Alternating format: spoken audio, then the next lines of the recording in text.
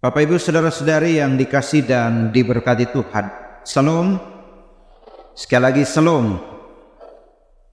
Hari ini kalau kita mengikuti, memperhatikan keadaan lingkungan di sekitar kita, apa yang akan kita pikirkan, apa yang kita rasakan tentang ketentraman diri, tentang kenyamanan diri. Itu yang pertama. Yang kedua, Bapak Ibu saudara-saudara, mari kita lihat di lingkungan yang lebih luas lagi tentang keadaan hidup. Bahwa kalau sekarang ini kita merasakan bahwa kalau berjalan ke tempat yang lain, itu rasa keamanan, rasa kenyamanan itu perlahan mulai hilang. Kalau kita lihat lagi dalam keadaan yang lebih luas, dunia kita ini sekarang menjadi tempat yang tidak aman. Hari ini Bapak Ibu saudara-saudara, kalau anak-anak kecil di Kupang itu mereka pergi sekolah, orang tua antar.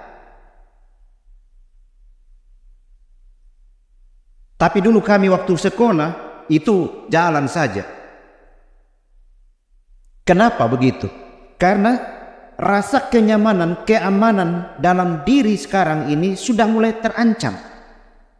Banyak masalah yang datang dalam kehidupan kita. Tapi kemudian saudara-saudara, satu pertanyaan yang sangat penting untuk kita renungkan pada petang hari ini berkaitan dengan tema hari ini. Apakah sampai sekarang ini kita masih tetap membutuhkan damai dalam hidup kita atau tidak? Tentu kalau ini pertanyaan kita jawab, kita bilang ya masih butuh damai. Setuju kau? Ya. Kita membutuhkan damai. Tapi soal kita sekarang Bapak Ibu saudara-saudara, apakah kita satu persatu masing-masing orang mampu untuk menciptakan damai bagi banyak orang? Ini pergumulan kita saudara Bapak Ibu sekalian. Dengan satu pertanyaan yang berikut lagi, kira-kira hidup damai itu baik atau tidak? Baik. Kenapa dia baik? Hidup damai itu baik. Kenapa? Biasa ada orang bilang dengar istilah damai itu indah. Ya toh? Damai itu indah. Tapi soal kita sekarang untuk menciptakan damai, untuk menciptakan keindahan hidup, untuk menciptakan keharmonisan hidup, itu bukan perkara yang gampang di zaman sekarang.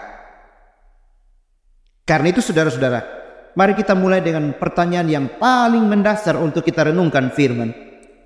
Apa itu damai? Ada yang tahu apa itu damai?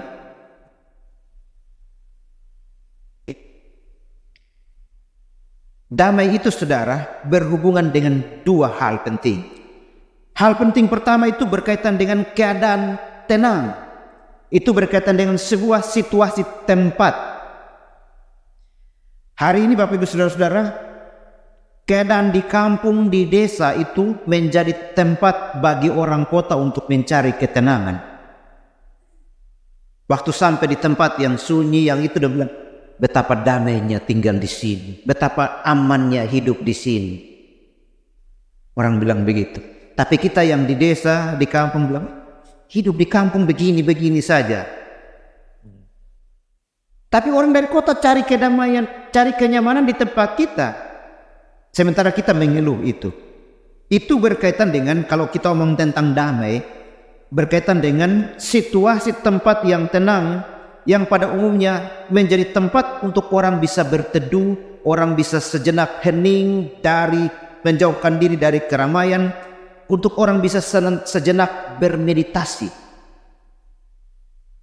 Meditasi itu berkaitan dengan orang menjauhkan diri dari keramaian lalu bikin perenungan diri. Lalu yang kedua Bapak Ibu saudara-saudara, damai itu dapat juga menggambarkan apa yang kita sebut dengan keadaan emosi dalam diri. Keadaan emosi dalam diri. Ini kalau kita mau datang gereja sore begini, susiap mau keluar, lalu mamtua dari dalam rumah baterai kita punam. Waktu berteriak begitu, kita pun reaksi bilang apa?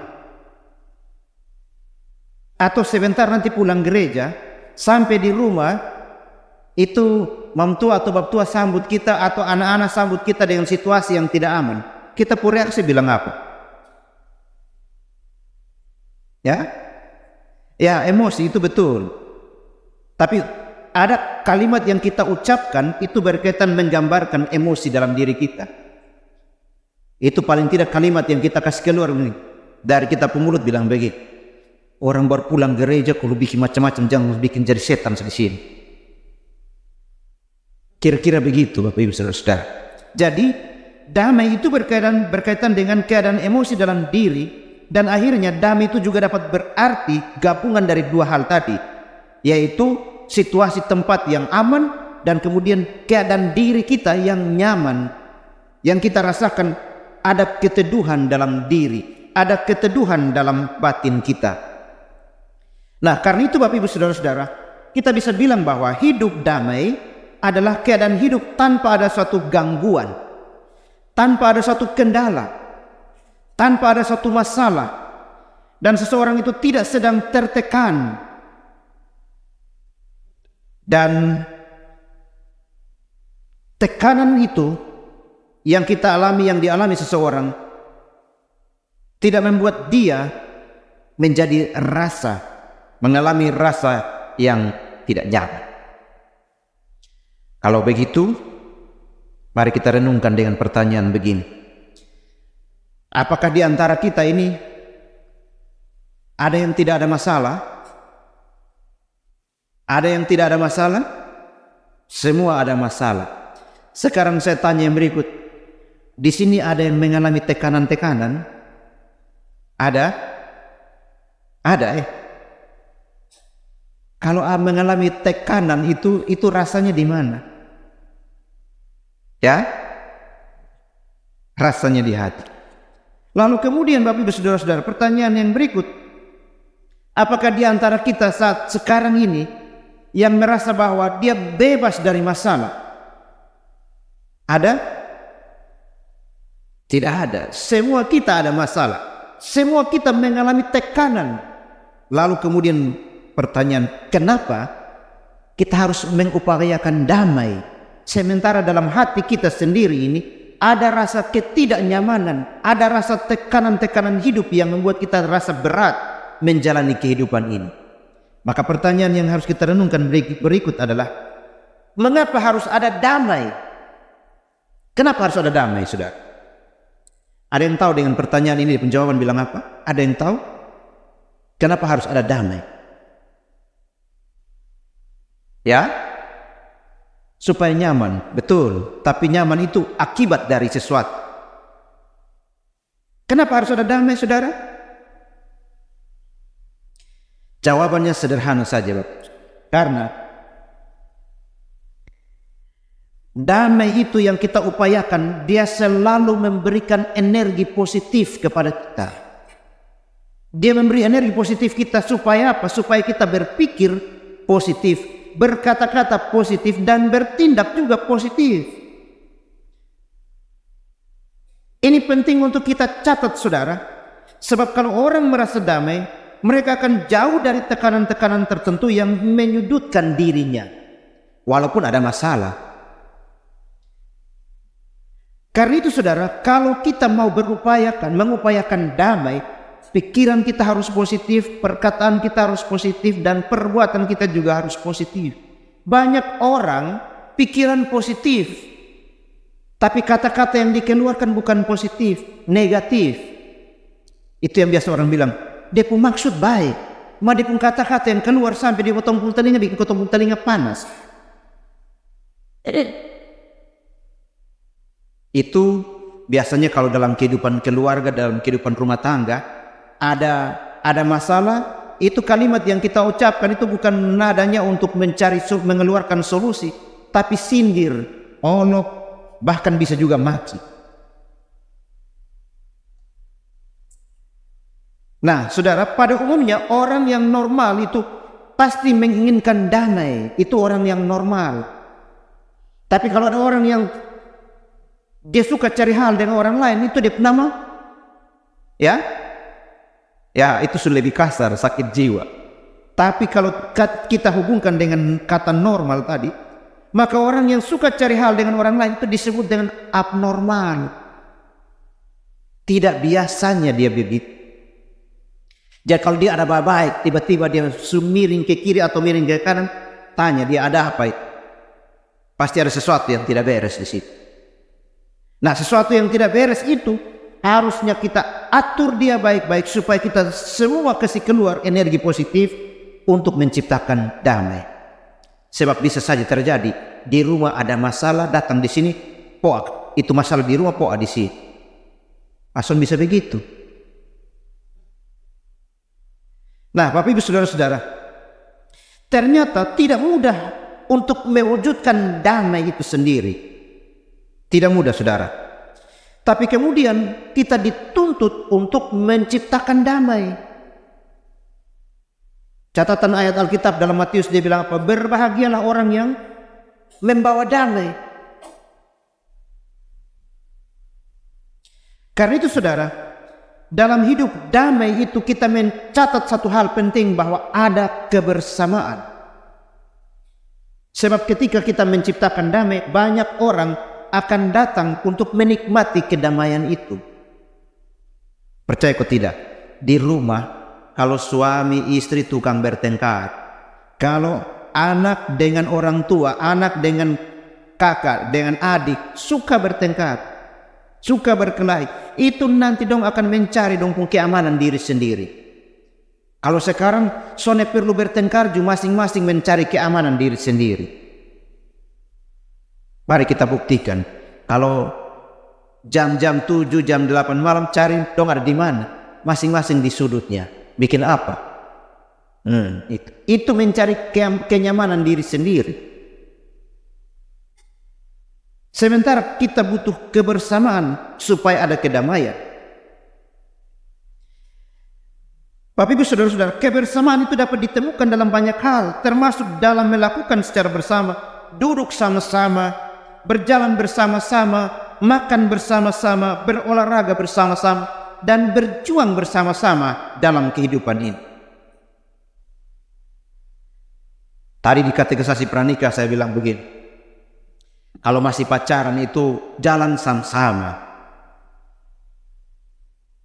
Sunika upi dahulu sih. Asbarbet ikut dari belakang. Padahal saudara, awal mulanya itu mau menciptakan kebersamaan. Tapi kemudian kebersamaan itu perlahan-lahan mulai hilang. Terkikis oleh masing-masing ingin mendapatkan kenyamanan diri sendiri. Kebersamaan bukan hanya mungkin bagi yang satu jenis, satu kelas, satu suku, satu agama, tapi bisa juga untuk semua. Kebersamaan dan kerjasama yang lebih indah itu justru pada mereka yang memiliki perbedaan. Karena itu saudara, catatan kita bilang begini, hati yang damai, pikiran yang damai, hidup yang damai, pasti semua orang menghendakinya. Dan damai itulah yang dicari semua orang dan dicari semua bangsa. Bapak Ibu Saudara-saudara, tema kita hari ini menolong kita untuk melihat tentang hal penting yang harus menjadi kewajiban kita. Hiduplah dalam damai dengan semua orang. Jika itu bergantung kepadamu, sedapat-dapatnya, sebisa mungkin, diupayakan sebisa mungkin untuk menciptakan damai, hidup damai dengan semua orang. Bapak Ibu Saudara-saudara, pembacaan Alkitab yang kita baca tadi, surat Roma ini, ditulis oleh Paulus ketika dia berada di Korintus. Pada waktu itu ada rencana orang Yahudi ingin membunuh dia. Sehingga ia menyingkir ke kota Korintus untuk berdiam diri di sana dan kemudian menulis surat ini. Dan surat ini ditujukan kepada jemaat di Roma. Dan Paulus tinggal selama beberapa bulan di Korintus. Dan dengan tenang dia mengirimkan surat kepada jemaat di Roma yang intinya bicara banyak hal, khusus perikop yang kita baca tadi berkaitan dengan hubungan antar sesama manusia, baik dalam satu kelompok maupun kelompok yang berbeda. baik dalam satu lingkungan yang sama maupun lingkungan yang berbeda. Karena itu Paulus memberikan kepada kita banyak instruksi tentang perubahan-perubahan hidup dalam kaitan hidup bersama dalam satu kelompok. Yang pertama Paulus bilang begini, bagaimana kita sebagai anggota tubuh Kristus membangun hubungan, membangun relasi yang baik dan berfungsi dengan baik bersama dengan saudara seiman. Lalu yang kedua, Paulus bicara tentang bagaimana berelasi, bagaimana membangun hubungan yang baik dan memperlakukan orang yang ada di luar kelompok itu, di luar komunitas, di luar gereja, di luar jemaat kita. Dan itu digambarkan dengan orang jahat yang memusuhi kita dalam bacaan tadi, yang menganiaya kita, baik secara pribadi maupun secara kelompok, saudara. Nah, apa akibatnya ketika Paulus memberikan nasihat ini kepada jemaat di Korintus dan dampaknya, maknanya bagi kehidupan kita sekarang? Mari kita lihat yang pertama, saudara, bahwa untuk menciptakan damai itu harus dibutuhkan syarat yang pertama, kasih. Kalau orang punya kasih, maka dia akan belajar untuk menciptakan damai di antara dua orang, di antara tiga orang, empat orang, lima orang, dan seterusnya. Dan Paulus memberi tekanan penting bahwa kasih itu jangan pura-pura, tapi mengasihi itu sebagai saudara, mengasihi sebagai bagian dari hidupnya. Mengasihi pura-pura itu karena kata lain yang biasa kita pakai bilang apa? Munafik. Mengasihi orang itu jangan munafik. Di muka kita bikin muka bagus-bagus begitu. Ya. Ada lewat loh. Ini mau yang satu hari lu yang bikin sampai tahu. Tidak boleh begitu. Sebab Paulus menuntut hal yang sangat penting bagi umat di Roma sana. Dan ini menjadi catatan bagi kita, saudara, dalam kehidupan kita sekarang. Sebab kalau sekarang ini kita lihat, omong tentang kasih, semua bisa omong tentang kasih. Tapi mewujudkan kasih itu dalam hidup sehari-hari, itu berat, saudara. Dan Paulus memberi tekanan ini pertama-tama, saudara, dalam kaitan dengan bagaimana membangun hubungan yang baik, menciptakan damai di antara lingkungan yang paling kecil dalam kelompoknya sendiri. Kita lihat, saudara, dalam kehidupan keluarga, hubungan antara suami istri, hubungan antara orang tua dan anak, kasih yang ditampilkan itu kasih seperti apa? Masihkah tulus atau tidak? Dalam hubungan pacaran, nyong dan nuna, masih punya kasih yang tulus atau tidak di zaman sekarang seperti ini? Penekanan terhadap ayat ini menolong kita untuk melihat bagaimana caranya kita mempraktekkan kasih yang tulus, dan di mana Kristus menjadi teladan dari kasih yang kita mau praktekkan kepada orang lain. Teladan Kristus, kasih Kristus yang kita praktekkan. Apa kasih Kristus yang dia teladankan kepada kita? Satu hal penting dari kasih Kristus yang dia teladankan kepada kita adalah mau berkorban bagi banyak orang. Ya, itu menjadi catatan bagi kita untuk bagaimana caranya kita juga belajar berkorban bagi banyak orang. Kita pun pengorbanan sekarang ini kan sulit untuk kita lakukan karena apa? Waktu kita berkorban kita juhitu. Beta berkorban habis tapi lu harus berkorban bagi beta, bagi saudara. Nah, itu sebabnya saudara-saudara, bukanlah kasih yang pura-pura, saudara.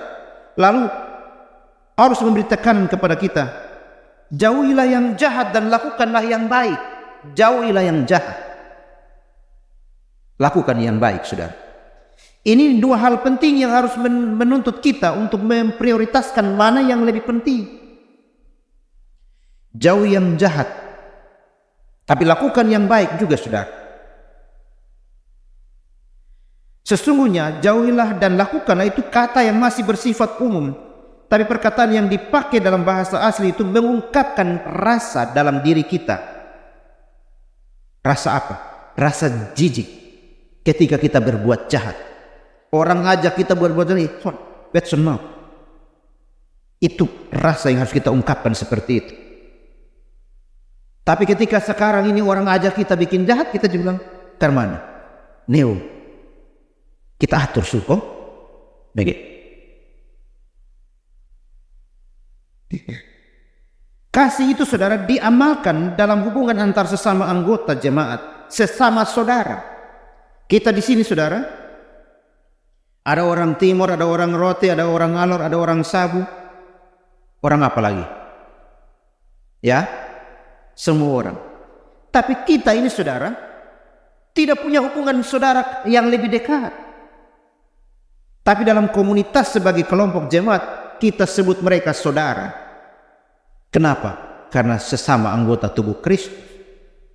Maka tugas kita sebagai sesama saudara itu lakukanlah yang baik untuk memelihara perdamaian itu.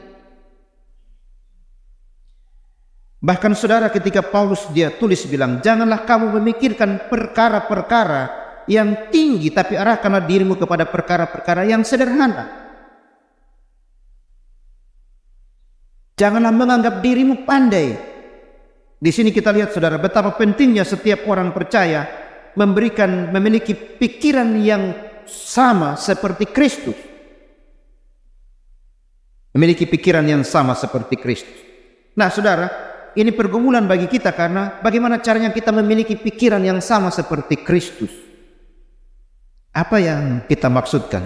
Apa yang mau kita dapatkan tentang memiliki pikiran yang sama seperti Kristus? Kristus yang mengendalikan seluruh hidup kita, itu maksudnya. Seperti pikiran yang menggerakkan tubuh kita. Jadi ketika kita berbuat sesuatu, pikirkanlah bahwa dia ada perhatikan kita, dia ada lihat kita, dia ada mengontrol kita. Itu yang pertama saudara. Kasih itu jangan pura-pura. Yang kedua saudara, Paulus memberi nasihat untuk tetap semangat melayani, sabar dan bertekun dalam doa. Sabar, bertekun dalam doa.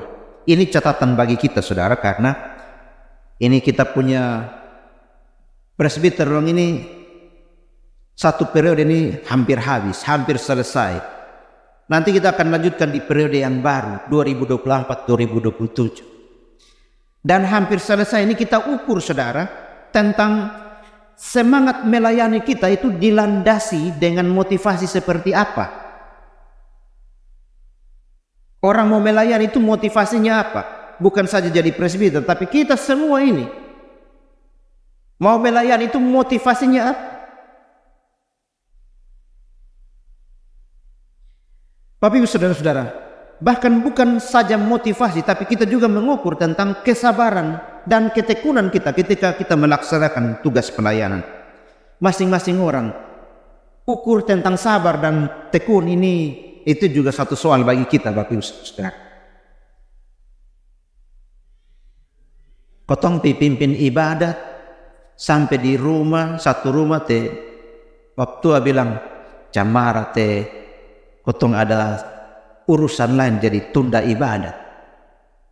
Waktu omong tunda ibadat itu benar tuh ada napas sepanjang pendek. Pergi yang berikut lagi naik ketemu hal yang sama. Dalam hati kurang ajar tahu begitu, kasih tahu kotong jangan datang. Kesabaran kita diuji. Bahkan bukan kita saja sebagai presbiter, sebagai jemaat. Ketika saudara hidup bertetangga satu dengan yang lain, mengalami masalah, di situ kesabaran saudara diuji. Bahkan bukan saja tetangga hidup bertetangga, dalam rumah sendiri. Tadi pagi di katekisasi pranikah saya bilang, waktu istri ada marah, suami sabar kok tidak untuk dengar dia marah. Ada kosong deh. Yang suami-suami dong, termasuk saya. Ada dengar kosong deh. istri punya mengomel-mengomel itu sabar atau tidak, dek? Ya, anggap radio rusak, saudara.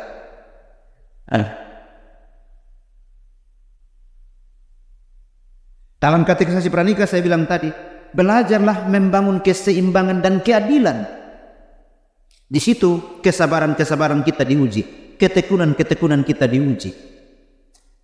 Jadi waktu istri mulai ngomong-ngomong marah-marah gitu, suami harus dengar. Harus dengar.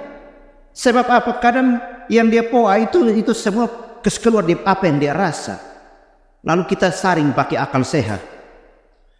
Dia sudah selesai omong, sudah kok. Sekarang dia penggiliran, dengar ya. Tadi waktu lu omong beta dengar, sekarang beta omong mesti dengar juga. Begitu. Di situ menolong kita untuk belajar membangun kesabaran dan ketekunan. Sebab kalau tidak, saudara, masing-masing foya sedang di situ, ada damai kosong. Itu dia. Itu sudah. Nah, karena itu saudara, semangat yang ada dalam hidup kita, dalam diri pribadi masing-masing orang itu harus dikelola secara baik dengan kesabaran, dengan ketekunan, baik untuk pelayanan dalam gereja, baik untuk pelayanan dalam kehidupan keluarga, dalam rumah tangga, maupun pelayanan di luar dari itu, dalam sosial kemasyarakatan. Dan orang percaya juga punya dasar yang kuat untuk bersuka cita dalam pengharapan, khususnya pengharapan tentang apa yang dia mau raih di masa depan. Dan itu kesabaran kita diukur, ketekunan kita diuji di situ. Dalam tekanan kesusahan, penderitaan, orang percaya diminta untuk tetap bertahan, tetap berdiri teguh dan setia, khususnya dalam doa. Siapa yang depung istri ada boto-boto gitu dalam hati, dia bilang, Tuhan kasih stop dia mulut.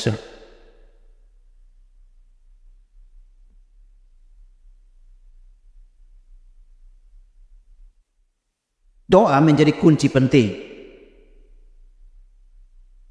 Itu hal yang kedua. Yang ketiga, saudara, Paulus memberikan gambaran nasihat tentang tanggung jawab orang Kristen itu bukan hanya memberi, tapi merasakan apa yang mereka rasakan.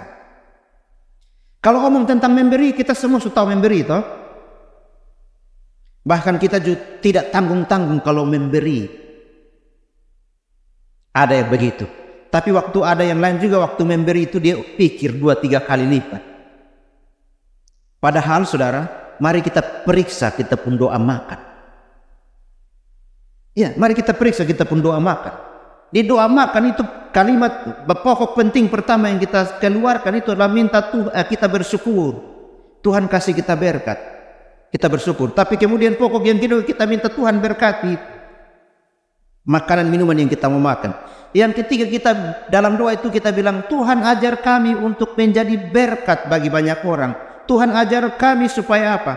Supaya kami juga bisa memberikan makanan apapun yang merupakan berkat yang kita terima pada orang lain. Dengan kalimat kita bilang begini, Tuhan ajar kami supaya dia juga bisa merasakan makanan yang seperti kami rasakan saat ini. Begitu, amin. Kita bikin begitu kosonde.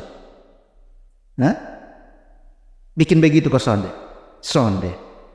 Yang paling parah itu kita punya kelakuan perbuatan itu adalah waktu mau makan. Banyak kali ketika kita mau makan itu tidak langsung berdoa, atau langsung berdoa. Ada yang langsung berdoa. Dong bikin apa? Dong foto itu makanan. Foto lah. Foto habis baru upload. Habis itu baru doa. Tapi waktu dia upload itu tambah itu kalimat di situ. Manjakan diri.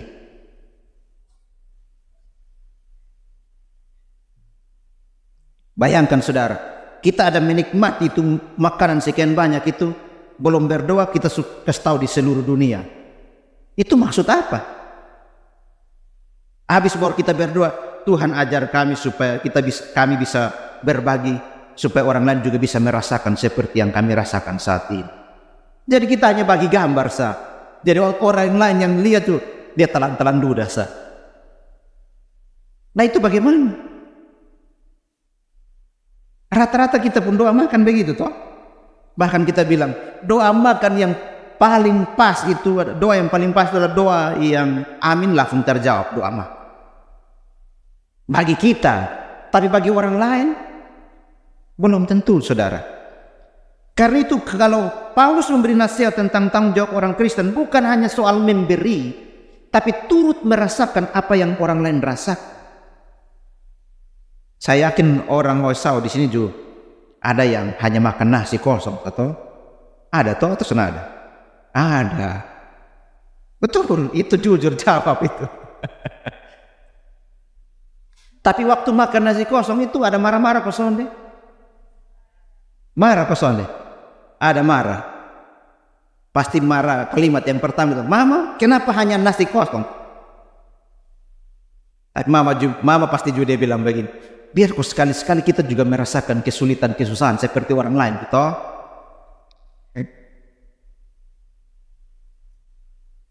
Nah, saudara, bukan hanya saja kita bisa memberi, tapi merasakan apa yang orang lain rasakan. Itu yang menjadi kesulitan dalam hidup kita zaman sekarang. Bahwa turut ambil bagian untuk merasakan apa yang orang lain rasakan itu susah. Itu baru saya kasih contoh tentang makan. Kita di Osau ini ada satu fenomena, fakta yang sering terjadi juga. Itu yang punya sound system besar-besar dong itu, dia putar lagu, dia pusing dulu di situ, ada dengar, kok tulik, kok sound, ada sakit, kok ada bahaya, dia putar di situ.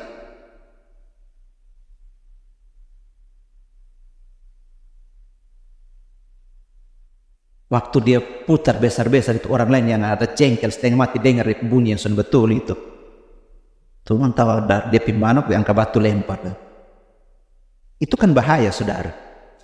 Turut merasakan apa yang orang lain rasakan, itu hal yang harus menjadi catatan bagi kita.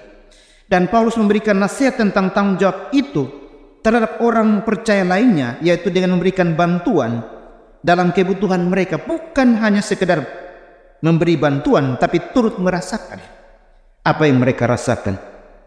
Dan orang percaya perlu memiliki tangan yang terbuka dan penuh sukacita untuk menerima dan memberikan tumpangan. Itu catatan Alkitab yang kita baca tadi.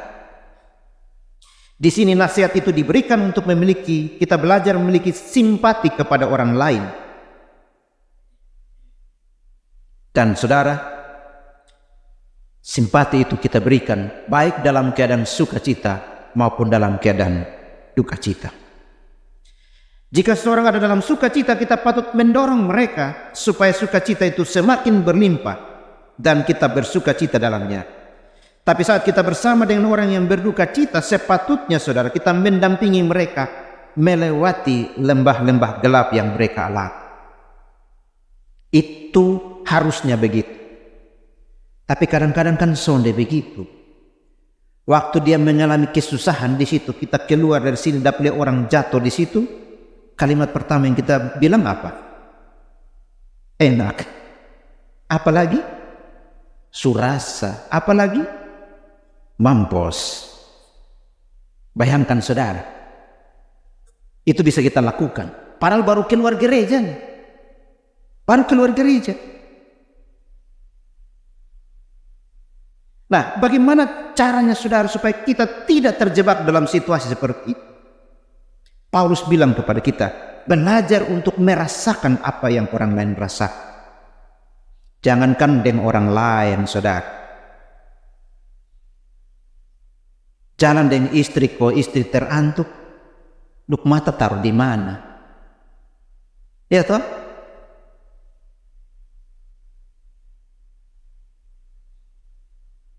Nah, karena itu saudara, belajar untuk merasakan apa yang orang lain rasakan itu menjadi hal penting untuk membangun suasana damai dalam lingkungan kita. Yang keempat, saudara, Paulus bilang kepada jemaat di Roma, dia bilang, sikap kepada orang yang memusuhi dan hidup berdamai dengan semua orang. Ini hal yang paling sulit, saudara. Hal yang paling sulit. Kenapa? Karena dalam posisi seperti ini, kita kalau mengasihi orang yang tidak ada masalah dengan kita, itu hal biasa toh, mengasihi dia baik-baik sampai jadi masalah. Tapi ketika kita mengasihi orang lain yang ada masalah dengan kita, itu hal yang menjadi luar biasa kalau kita mampu mengasihi dia. Sebab apa saudara? Disitulah nilai kita akan menjadi naik. Nilai kekristenan kita, nilai kualitas hidup kita akan menjadi naik saudara. Karena apa? Orang akan bilang kepada kita, wah itu orang memang benar-benar hebat. Itu orang ada maki sendiri, itu orang ada olok sendiri. Dia tetap begitu. Catatan yang diberikan dalam bacaan Alkitab bilang kepada kita, jika seterumu lapar, kasih dia makan. Jika seterumu haus, kasih dia minum.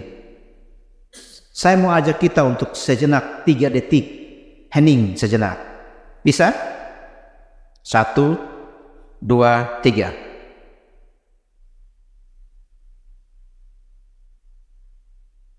Selesai. Coba lihat ke sebelah kiri. Lihat ke sebelah kanan. Sudah? Sudah. Waktu lihat itu apa reaksi orang yang di sebelah kiri kan?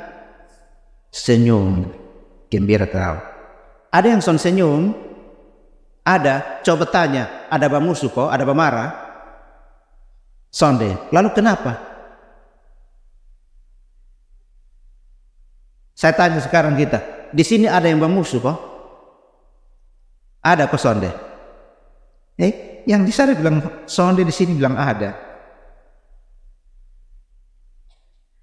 Saudara, tadi saya suruh lihat itu supaya naik ke tubuh. Kalau pas yang di sebelah itu bilang musuh, mau senyum model gaya apa coba? Ya. Bagaimana sikap kita terhadap orang yang memusuhi kita? Itu soal kita saudara. Sikap yang diminta adalah memberkati mereka, bukan mengutuk. Itu yang tadi saya tanya. Kita keluar dari gereja ini, dapat orang susah di situ, dapat orang jatuh di situ. Reaksi kalimat pertama yang kita keluarkan bilang apa? Bilang apa tadi? Mampus, surasa. Itu kata mampus, itu kata surasa, itu kata yang mengandung berkat atau kutuk.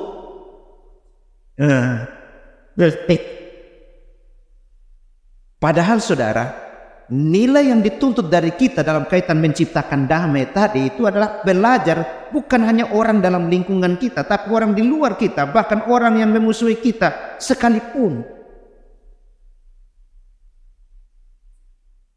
Itu orang di luar. Sekarang saya mau bawa kita dalam rumah. Suami istri dong. Di sini suami istri ada yang datang gereja? Ada ya? Pernah bertengkar? Sudah sering. Waktu bertengkar itu reaksi orang yang sementara bertengkar ke mana? Ya? Serang. Satu bertengkar, satu sambut tambah lagi. Tapi saya mau tanya kita berkaitan dengan pokok yang keempat ini. Pernahkah waktu istri bikin salah, reaksi suami apa? Marah, bakalai, maki ada? Ada.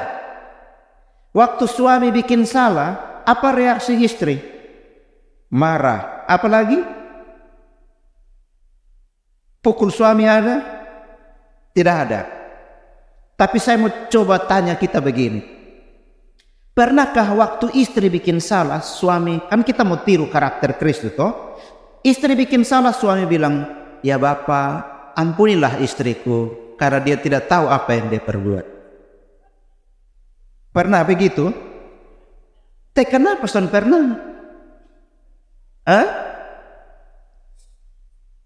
Itu kalau suami omong begitu, mam tua kumatama, lu bilang apa?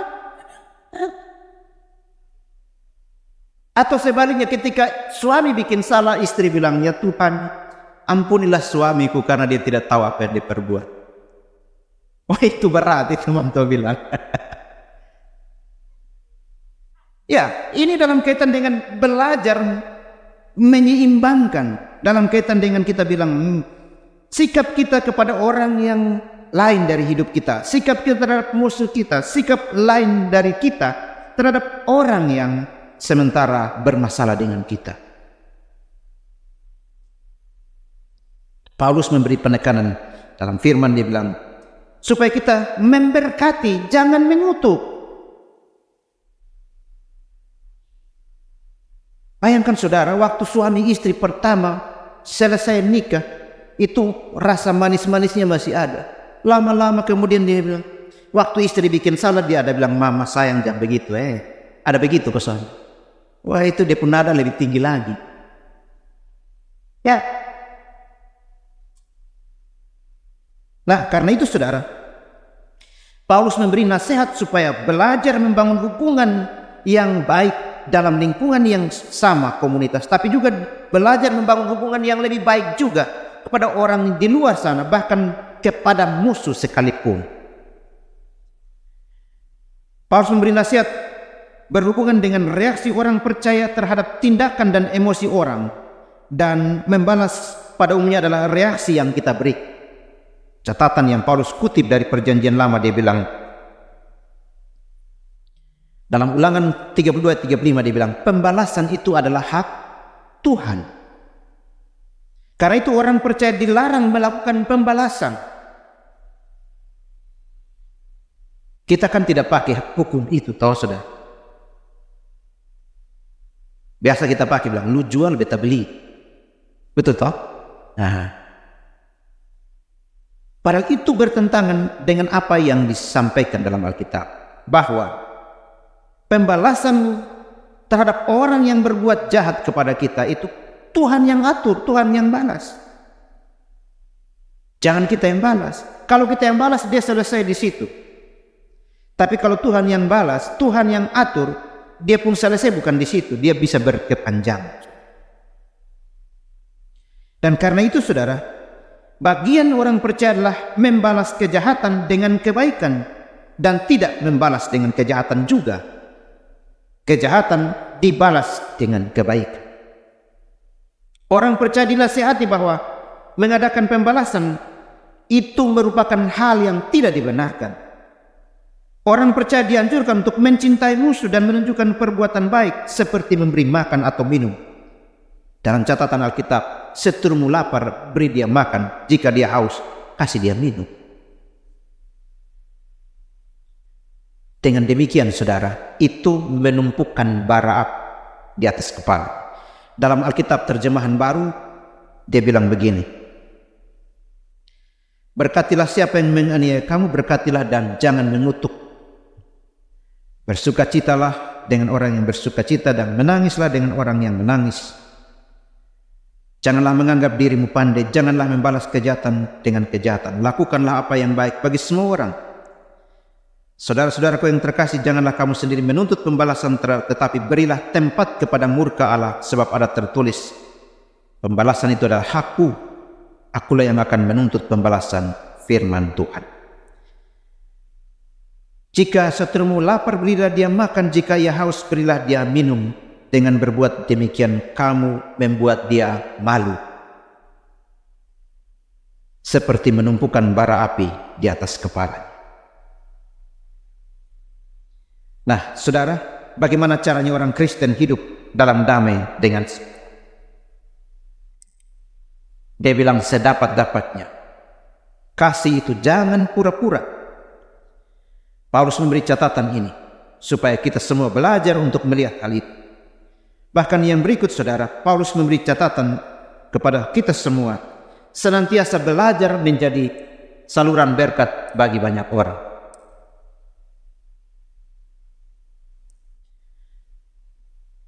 Dan yang keempat, memiliki sikap penguasaan diri.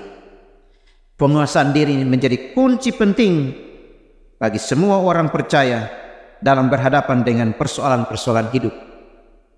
Sehingga dalam keadaan apapun mereka tetap dapat menyatakan hidup yang bermakna.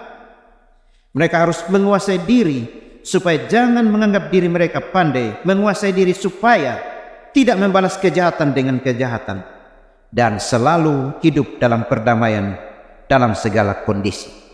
Dan jangan menuntut pembalasan. Sebab akhirnya dengan penguasaan diri kita dapat mengalahkan kejahatan dengan kebaikan.